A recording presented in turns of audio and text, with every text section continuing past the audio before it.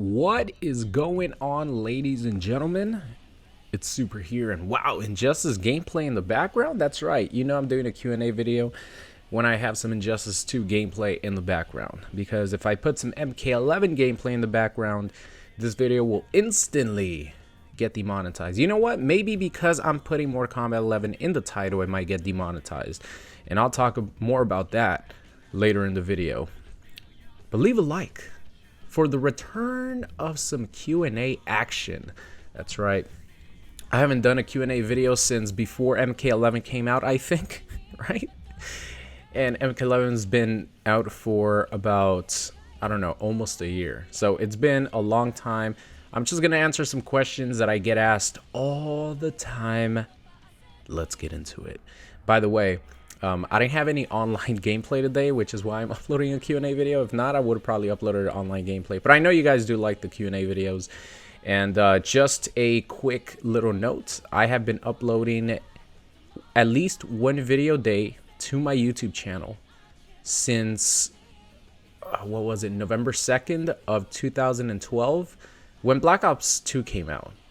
Because that's when I started like, all right, I'm going to take this very seriously. And I'm going to start uploading every single day, which is about 2,600 plus days. And you also have to keep in mind that some of those days, especially when a new game comes out, I would upload 2 to 3 videos a day, sometimes 4, 5, 6, 7, depending, especially for like MK11, there was just so much to upload. I think when that came out, I uploaded like, actually when MKX came out, I uploaded every single character story ending individually. So I uploaded about 30 videos in a day. That's my record. And of course, I got a lot of people unsubscribing that day because I'm flooding their sub boxes. I'm like, all right, never again. Let me just put it in a compilation video and take those 30 plus. Oh, this is the 1,000 damage combo, right? No, not yet.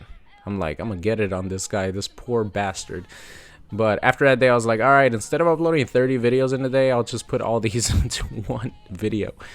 But that's one thing that I get asked a lot.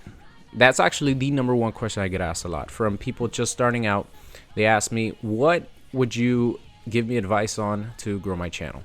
And I'm 100% honest with whoever asked me that. I'm like, the market is incredibly oversaturated. If you're doing fighting games, it's a little bit easier because it's not like crazy saturated, even though there's been a huge influx of new talent across all fighting games making fighting game content, which is awesome. I think it's this one, right? Give me that 1,000 damage, please. This is what happens when you have crazy powerful gear and the opponent does not. You get pretty much a 1,000 damage combo. Wow. That is, I'm so happy that in custom matches in MK11, the stats on your gear doesn't matter. But back to what I was talking about, I'm very happy that a lot of people, especially tournament players that are like insane at the game, have took it to their own hands and taken some initiative and started uploading videos on YouTube, started streaming because people want to see them. And not only does it help just them practice, they're just playing, but it also helps grow their brand. But for someone who is completely brand new starting off, my recommendation is just upload because you have fun with it, because it's something you want to do, and be consistent. Be consistent even if not too many people are watching, because it only takes one video really to grow your channel, and that's why you have to have a lot of luck with this YouTube stuff. Twitch is different. Twitch, I think you could consistently grow an audience if you stream consistently, but as far as like YouTube goes, you have to be very lucky, man. You have to get that one video that somehow reaches the search engine, reaches recommended videos, is next to videos from other popular channels, is like #1 when you search up for whatever that specific video is titled. And you have to be very lucky. That's one thing that I always say. I got very lucky back in like 2015. Well, actually in 2015 when I started uploading more Kombat, man, there was probably like a handful of channels uploading fighting game content, and the only one that was, you know, popular was Maximilian and Cross Counter TV, which Gutex, Mike Ross, of course, my two biggest inspirations when it comes to fighting game content. Those were the only channels pretty much that were you know, big back then, and so I got very, very lucky. But anyway, yeah, I went off on that one because that's a question that I get asked the most, actually. So for any of you newcomers, just trying to make some YouTube videos, just have fun with it, baby. All right, let's go. All right, here we go. So of course, another question that I get asked all the time: what characters do you want in Kombat Pack 2? So for you guys who might not know, the 3 characters so far that are guaranteed to be in Kombat Pack 2 are, before I say anything, I just want to say spoiler warning. If you don't want to hear this question, move forward like 2 to 3 minutes. I'm not going to talk about this too long, so just move forward a little bit. But did that guy just, oh, it was his super move. Okay, never mind. I was about to say, wow, that was crazy. The characters that are going to be in Kombat Pack 2 so far, guaranteed, are Fujin, Shiva, and Ash. Ash Williams, of course, from the Evil Dead franchise. So, of course, I wouldn't pick Shiva and Fujin, honestly, if it was up to me. Since this is my Q&A video, I would definitely leave Ash in there because he's one of the most iconic characters of all time. Just imagine how good his intros are going to be with everyone in the cast. They could do a lot with his gameplay. He has the chainsaw. He has his boomstick. And it would be cool if he could summon some, you know, some of the zombies. What are they called? Deadites, right? Just like Joker could summon a corpse, a like hostage hopping, and then it explodes. They could do some cool creative stuff with Ash. I can't wait to see how he's going to play. But the other 2 characters that I would have alongside Ash would definitely be, number 1, Melina. I feel like it's not a Mortal Kombat game without Melina, right? That's kind of like having a MK game without, you know, not Sub-Zero, Scorpion, because they're like incredibly iconic. Actually, Melina has gone to that level of iconic character when you think about Mortal Kombat, all the way up to like Sub-Zero and Scorpion. That's how popular she is. So I would definitely pick Melina. And then the other character, this is my list, so I could pick whoever the hell I want. Man, I would put Triborg back in the game. Triborg was the absolute best DLC character creation in NRS history, because you have 4 different fan favorite characters into one. And of course, they could do that very easily in this game with all the custom moves that you could put on your character. So I would definitely want Triborg back. If not him, then let's see, who else would I really want back in the game? Oh, definitely Rain. Definitely Rain. I would want him back. Bring the Prince to MK11, please. I'm not going to talk about 3 other characters, like 6 in total, because, I mean, all we know of right now is 3 DLC characters, and I think that's how it's going to stay, which I'll talk about that in a bit also when I talk about... Oh, actually, it's time here. I still think that NetherRealm is only going to release 3 more DLC characters, and then we're going to get an announcement for Injustice 3 in December this year. And right along with that question, someone asked, do you really think Injustice 3 is coming, and what do you want from the game? I'll make this one quick because, of course, my answer is yes. I think Injustice 3 is coming next year. I think NetherRealm just makes too much money for Warner Brothers Studios to not continue the 2-year life cycle of their game. And it'll fit right on schedule. So, yes, I do think Injustice 3 is going to be coming in April or May of next year. It'll probably get announced in December of this year, just sort of similar to what happened with MK11. And all I want from the game is for Injustice 3 to be a brand new experience. I do not want a legacy game like they did for Injustice 2. I want a brand new experience. I want them to try whatever they want to try with a new fighting game with Injustice 3. Because Injustice 3 will be popular no matter what, because it is DC characters. Now, a lot of people fell out of love with the game very quickly because it was pretty much Injustice 1 with better graphics, better movement, everything like 10 times better, right? But it was the same game. The Flash played pretty much the same, Batman played the same, Superman played the same. Go crazy with the game, please. Make it really fast-paced, make it exciting, and just go crazy with whatever options they want to do. That's all I want from the game. I just want a brand new experience that's fun, fast-paced, and you will have a happy fan base. Let's see. What do you like to do when I'm not playing video games? Surprisingly, since I do this for a living, playing video games is what I do the least. So a lot of people always ask me, can you tell me what time you're going to be online so I could like try to, snipe you in custom matches, in ranked, whatever. And my answer is I don't even know when I'm going to be online because I just play whenever I feel like it.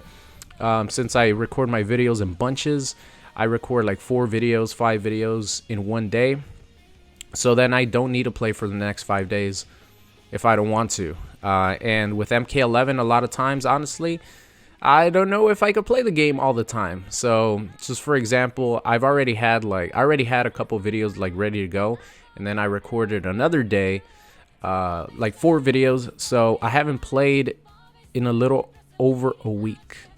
So it's been like 8 days since I played MK11, and that's usually what happens. That's usually a norm. So I don't play video games too often, but honestly, I'm a very simple person. I like doing my thing. I like being alone. I don't know if that sounds depressing as hell, but that's just my personality. I like my space. Of course, I hang out with friends, but that's mostly during the weekend. I like going out, having a good time with friends, etc. But most of the time, I just like being alone, doing, watching YouTube videos, doing whatever I want to do. If there's a situation where, I could go on a date or anything like that, then I'll take it. But as far as just what I like to do, I like just relaxing, doing my own thing. Other than that, I started working out consistently for the past almost 5 months now, and I've seen a really, really big improvement in the way I look and, of course, the way you feel.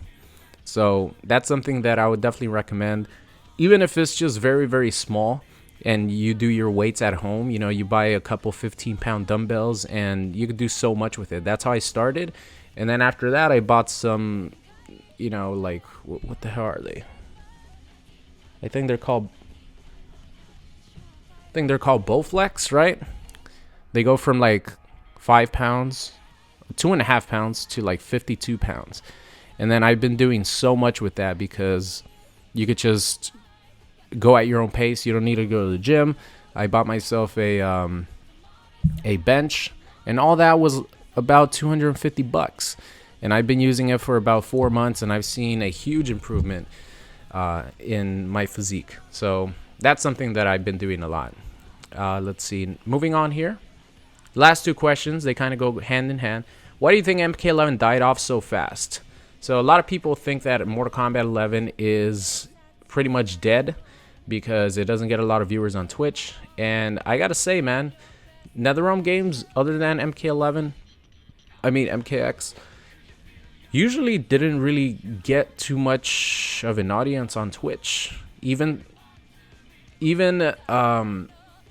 moving forward with MKX, like after the first 6 months, right? It was insane the first 6 months. Everyone wanted to stream MKX, but then, it just dies off little by little. That's just what happens. But I definitely don't think MK11 is dead. There's still a lot of people playing it online. Hell, no NetherRealm game is dead online. There's still people playing Mortal Kombat 9. There's still people playing Injustice 1, MKX, Injustice 2. So all these games that people say are like quote unquote dead, they're not dead. Like there's a community out there playing those games every day. Just because you don't see the audience that they used to have doesn't mean that the game is dead. Especially the fact that MK11 didn't make it into the EVO lineup. There might be a lot of behind the scenes things with that. Maybe NetherRealm didn't even want MK11 to be a part of EVO because they have something planned in the future. We don't know. We just have to go by what we assume, because in reality we don't know. There might be things in the back going on that we have no idea about. But as far as like YouTube is concerned, my channel's been doing like insane since Joker came out, pretty much. But I do think that MK11 would have been so much bigger if YouTube would not demonetize videos. Like, honestly, there's so many content creators that are not fighting game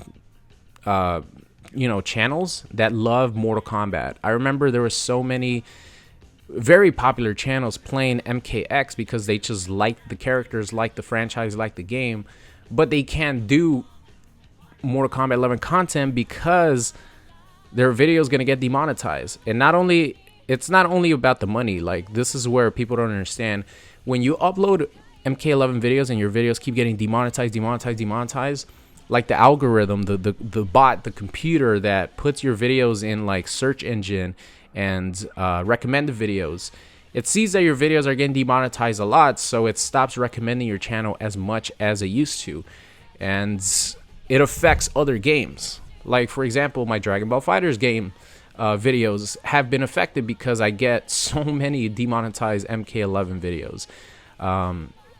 So I feel like if this whole situation with demonetization would not have been a thing, MK11 would have exploded on YouTube the same way that MKX did. I don't know about Twitch because, I'm not too like in tune with that audience. But as far as YouTube, MK11 was like great, or is great. Of course, I have my problems with it, which you guys have heard about all the time, but it would have exploded the same as MKX if it wasn't for the demonetization thing. That hurt. Like, it happened as soon as any of us were able to upload any like early access content from like January. Last January, when we got to play the game for the first time. Since day one it happened. So this game kind of like lost its wheels before it even got a chance to do anything. So that makes me upset. And do I think MKX lived up to the hype? No, I do not. I'm being 100% honest. I had the absolute highest amount of hype for this game. So for my hype, it did not live up to it. But I still think MK11 is an amazing game. But coming off MKX and having that be just my personal favorite fighting game of all time, one of the most popular fighting games of all time, everyone loves MKX. Everyone loves watching MKX. After that, MK11 came out. It's good. It's a great game. But to me, it did not live up to the hype because I just had such high expectations after MKX. I thought it was going to be MKX 2.0, maybe toned down, obviously, but I still thought there was going to be a run. I thought that it was going to be like incredibly fast paced, but it wasn't. So I love MK11. It's its own unique game, but did it live up to the hype for me? No, it did not. So that is going to be the end of today's video, ladies and gentlemen. Thank you so much for watching, and I'll see you guys next time. What's going on? It's Super here, and thank you guys so much for watching today's video. I hope you enjoyed it. If you did, and you aren't subscribed already, make sure you guys do so.